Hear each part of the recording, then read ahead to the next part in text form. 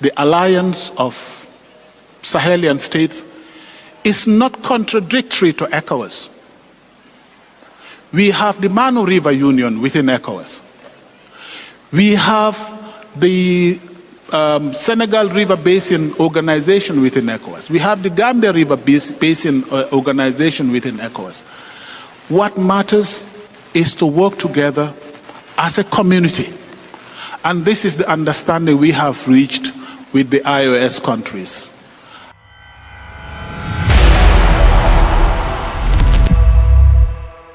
ECOWAS just made a shocking U-turn. The same organization that isolated Burkina Faso, Mali, and Niger is now calling for cooperation with them. At the 2025 Sahel Forum, President Toure dropped a bombshell that's rewriting West Africa's political map. Before we dive into what this means for the future of the region, take a second to like the video, subscribe for more sharp analysis like this, and share it with someone who's been following the Sahel story. Now let's continue. I risk repeating myself by putting more stress on the importance of governance. I am of the view that if we have to fix only one thing in Africa, that thing should be governance. And I'm saying this because looking at Africa's trajectory, Africa's development over the past years, over many years, I've come to realize one thing. Those countries that have started off at the same level with Africa and today have surpassed us have one thing in common, or have one thing that I can attribute their success to. They seem to have gotten governance right. They seem to have understood what accountability is all about, what discipline is all about, and what results are all about. All of us, when we travel around,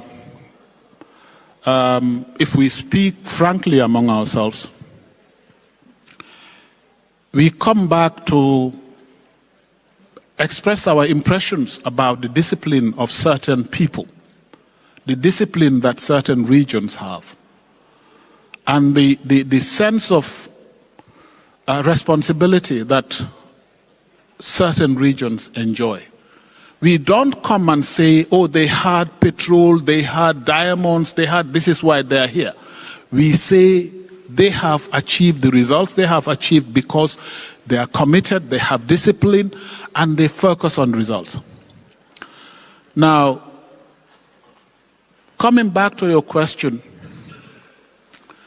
regionalism can help our countries, and the Sahel included, by mainstreaming governance and making it an important consideration in the way we do business.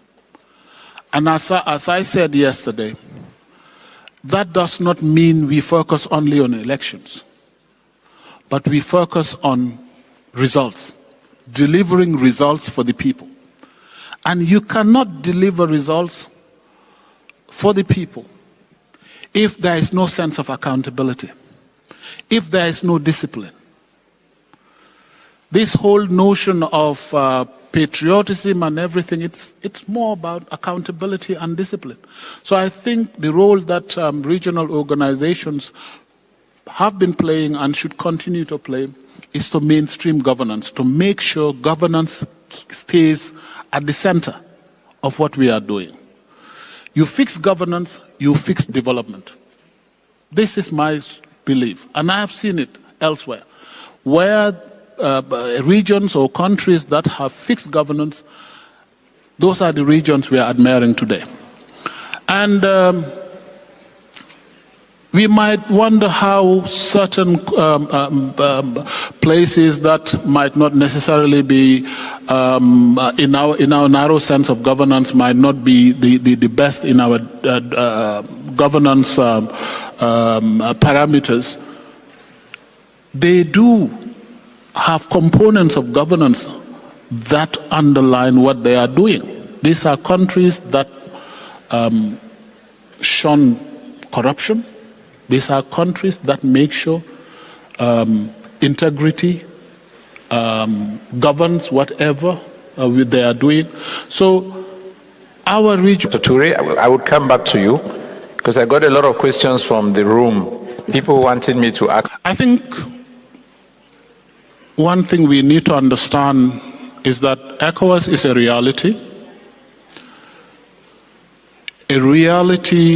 that we are all living today. It suffices to go outside West Africa to understand the difficulty of traveling within Africa. An entrepreneur such as Dangote has recently lamented the fact that he requires about 30 visas to travel within Africa. And my response to him, my response to him was, well, thank God, no West African countries is among those countries that would impose visa requirements on you.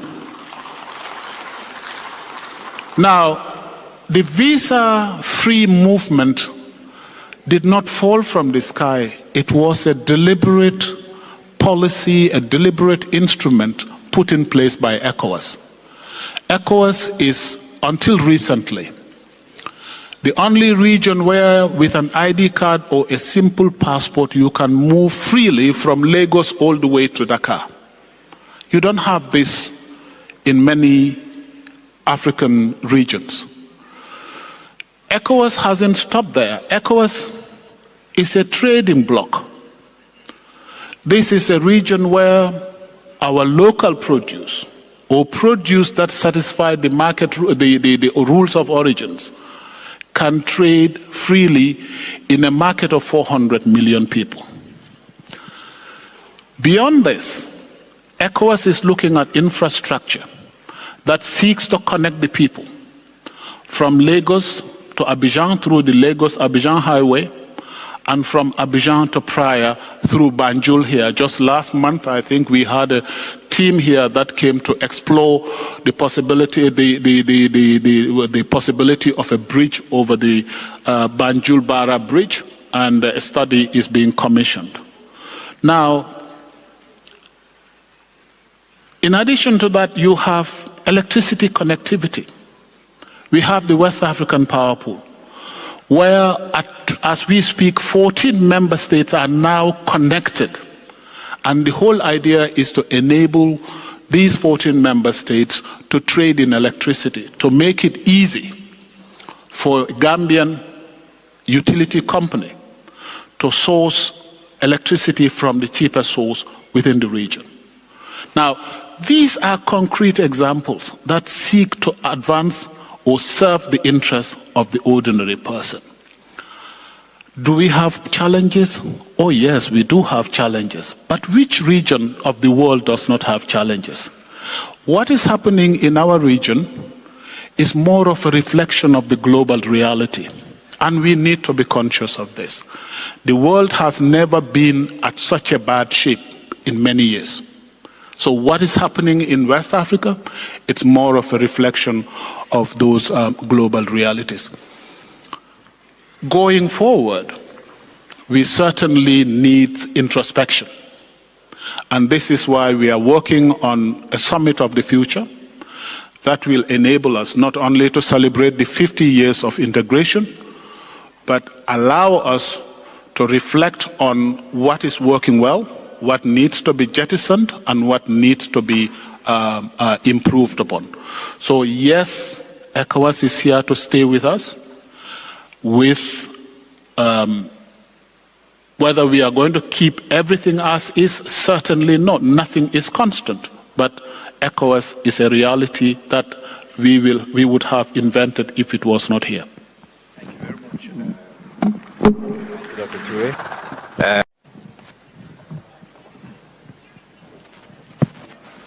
I think going forward, we need a compact in 4 areas. The first is in peace and security. Up to now, the challenge we have faced in the area of peace and security is fragmented approach to peace and security. We will all remember the Takuba, the Barkhane, the J5 Sahel, the MINUSMA, Accra Initiative, MNJTF, and all that. These are important initiatives, I must say. But their impact on the ground has been limited because they have been fragmented. The fragmentation causes problem of coordination, problem of ownership, and as a result, their impact remains limited. What we are proposing at ECOWAS is that we should have these various initiatives, important as they may be. They should not remain fragmented. They need to be coordinated at a center, and that center is our regional body. It doesn't mean all member states should be part of Accra Initiative or they should be part of the MNJTF. But the fact that they are coordinated from a center builds ownership. It promotes ownership and it makes coordination much easier. That is one thing in the area of peace and security. We need a coordinated and owned approach to peace and security in the sub-region. The second area is deeper integration. We need a compact on deeper integration. How do we do this? We need to be able to trade more among ourselves. As we speak, intra-community trade is around 12% in our sub-region. The continental average is about 18-20%, depending on which report you are looking at. Regions that have been integrated sufficiently are trading at a level or at a tune of 60 to 70%. The European intra-community trade in Europe is about 70%. In the ASEAN countries, it's about 60%. We are only at between 15 and 20%. So we have a long way to go. So the compact we need in this area is to boost intra-community trade. How do we do this? First, we need to build the capacity to produce. Sufficient investment must be done in our productive sectors so that we can produce. It is one thing to have market access, but a totally different thing to have what to trade or what to sell in that market. So we need to build the productive capacity of member states. We also need to build the infrastructure. It is no secret that movement within the region is more difficult than moving from the region to another region. So we need to build the infrastructure. This is why ECOWAS is putting a lot of stress and a lot of resources on these major corridors, Lagos, Abidjan, which the studies have been completed, and we understand the investment outlay required is about $15 billion, but with a good economic rate of return of 15%. So this is where we are with regard to this. So beyond this, we have the Abidjan prior corridor, which covers this part of the region. We also need to build or address the energy deficit. Energy consumption in our region is perhaps the lowest. You can't produce and sell. You can't build the productive sector with the sort of energy access we have. So we need to work on this. So this is, in a nutshell, the second compact we need to have. The third compact is human development. We need to focus on education, education and education. And if I have $1 to spend on education, I will put it on the education of girl child. This is because we as Africans, we see how much the women are bearing the brunt of poverty, how much women are carrying that. We need to educate women. We need to train the girl child to be able to defend herself sometimes from man-induced poverty. If you go to our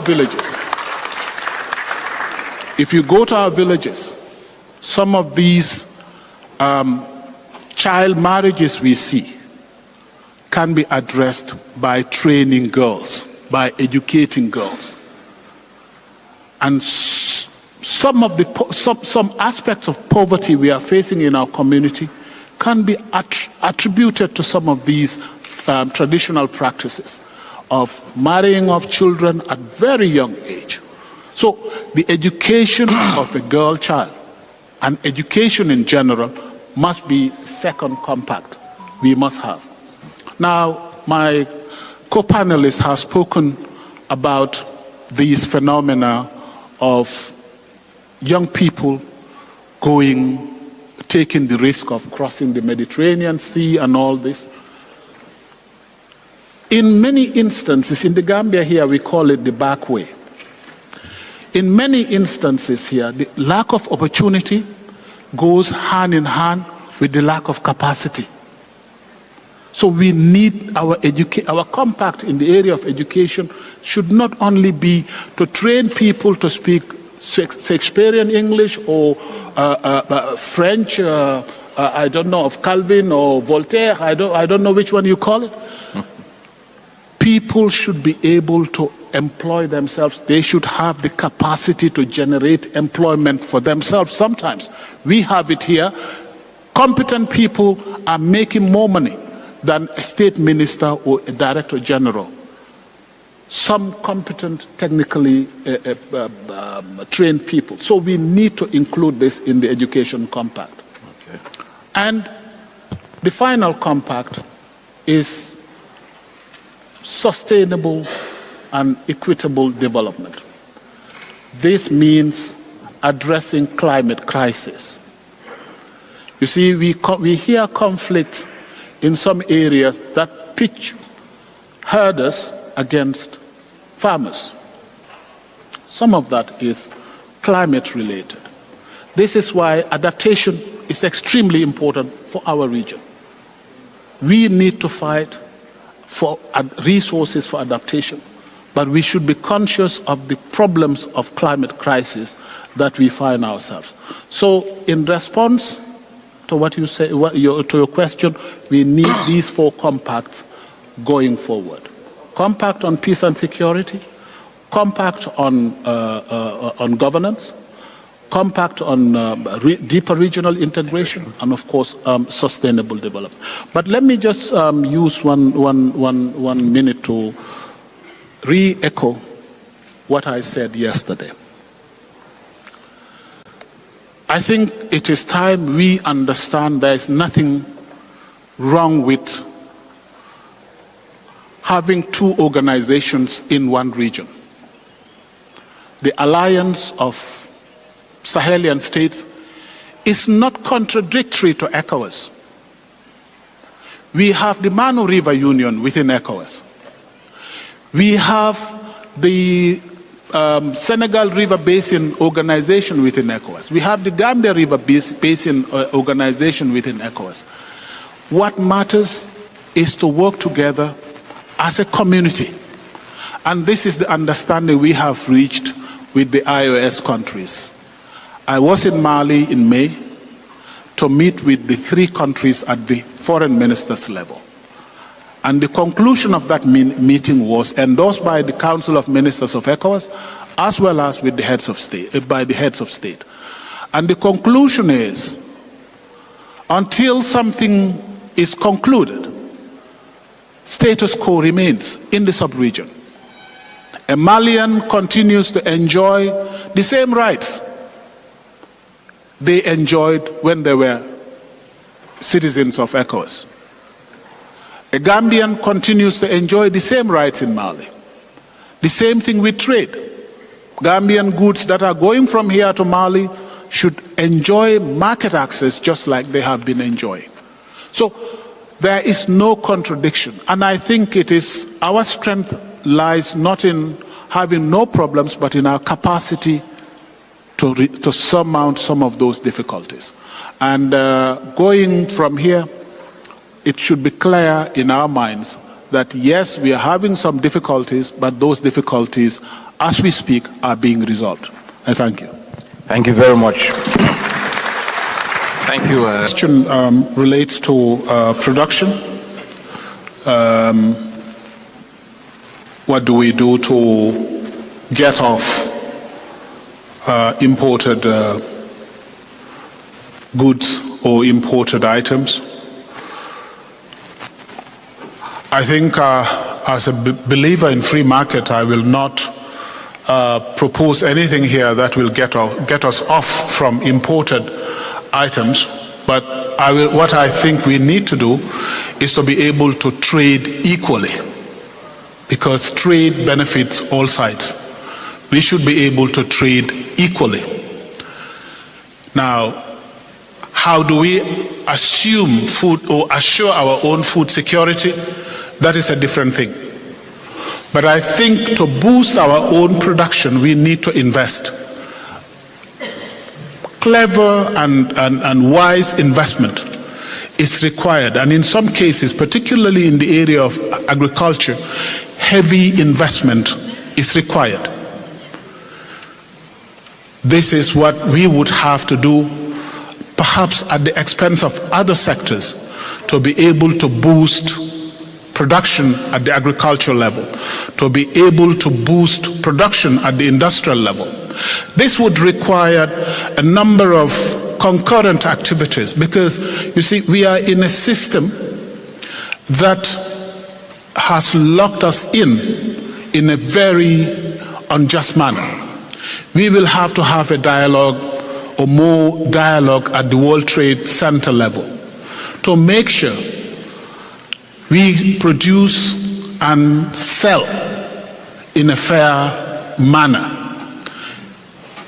We are in a system where you have market access. They will tell you have market access, but it's only for the primary produce. The moment you transform your produce, tariff escalation or tariffs kick in. So these need to be negotiated. But in response to that question, briefly, we need proper investment and very wise investment in the productive sector, in agriculture and in value addition to be able to make a difference. I am not saying we will not have imported items. I think trade benefits everybody, but it should be a win-win arrangement. Regarding the single currency, the date that has been fixed, let me assure you, the single currency is very much on ECOWAS's table. As we speak, the leaders have taken the decision to launch the single currency in 2027. Now, as you know, single currency requires both the political will and certain economic fundamentals that need to be corrected. Some of those fundamentals sometimes lie beyond the control of the state. Fundamentals such as debt levels, fundamentals like deficits, the fundamentals like inflation. As you know, many of our member states, in addressing the challenges of COVID, had to go for more debt. And that, in a sense, was beyond their control. This is why the date for the launch of the single currency has been moved to 2027. The last time the Convergence Council met, they confirmed this in Abuja, that the single currency will be launched in 2027.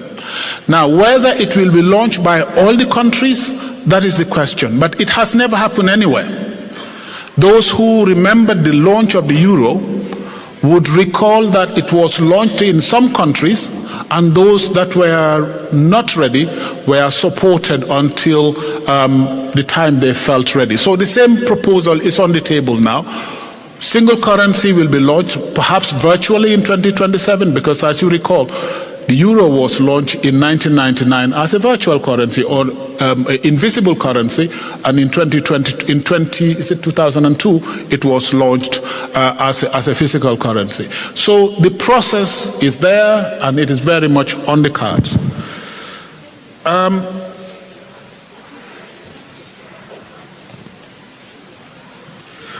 ECOWAS doing well and communicating poorly, I agree with you. We have not been doing good communication. It is only now that we have tried to revamp our communication outfit, but it was a function that was really dysfunctional. We are now trying to improve on it, and I must say we've been taken unawares. As Minister Gajo said, we found ourselves confronted with a social media that was going at a speed of lightning. And as an institution with poor communication function, we could not catch up. And I don't think any country can catch up with what is happening now. When I consulted partners, this is an area they all lamented about. And this brings me to the question, our youth are in between the rock and the hard place. They are being abandoned, but also manipulated. If we're talking about youth being abandoned, we should recognize this, but we should also recognize that they are being manipulated, particularly by deep fake. You see, even the trained eyes cannot tell the difference between the deep fake and reality today, let alone the untrained eyes like us. I mean, you can be presented in China this afternoon when you are sitting in Banjul. So these are some of the dangers we are facing, and our youth need to be alerted to this. The second, the reform of the supplementary protocol. The supplementary protocol has been a subject of discussion at various levels in Council. The last time it was objected to by two countries, including this Gambia here. Some time ago it was objected to by Gambia and another country. I am a Gambian, I can mention Gambia. Recently, 3 countries have raised reservations, and those reservations required some consultation, and those consultations have been going on, including with Senegal, including with 2 other countries, and this is where we are to ensure that we have a convergence on the provisions of the text before we present it for adoption. But it is very much alive and on the table. ECOWAS's financial autonomy. As a regional economic community, ECOWAS has an admirable level of autonomy. As we speak, between 70 and 80% of ECOWAS activities are being financed by the community levy. And all member states are up to date except 2. For the first time in 19 years, Nigeria paid up 100% of its community levy last December. That shows the mark of confidence that the community continues to have in ECOWAS. So, as we speak, all member states are up to date with the payment of their community levy, and we do hope this continues. The 2 countries that are a little bit reluctant are being engaged at all levels to ensure that they make their payments. You see, the community levy is being paid by you and I, ordinary citizens who are using imported items. are paying for the community levy. So for countries not externalizing those resources is in a way illegal, because they are receiving the money on behalf of ECOWAS from citizens. So using it differently is like using illegal money or using the resources illegally. So this is what member states have understood, and they are all complying with the remittance of the community levy. Now, no man is an island. ECOWAS has strong partners, and one of those partners is China. Now, if a partner offers you a facility, the most you can do is to welcome that. This conference hall we are sitting in is a product of partnership. So the new office facility of ECOWAS is a product of partnership, and I want to use this opportunity to thank the Chinese government for being so generous. The office facility should be completed by the end of this year, and it was built at a tune of $32 million. We are very grateful for that. But it does not show, that does not mean we are not financially autonomous. Mr. Chair, I hope I have responded to the question. You have. Thank you very much.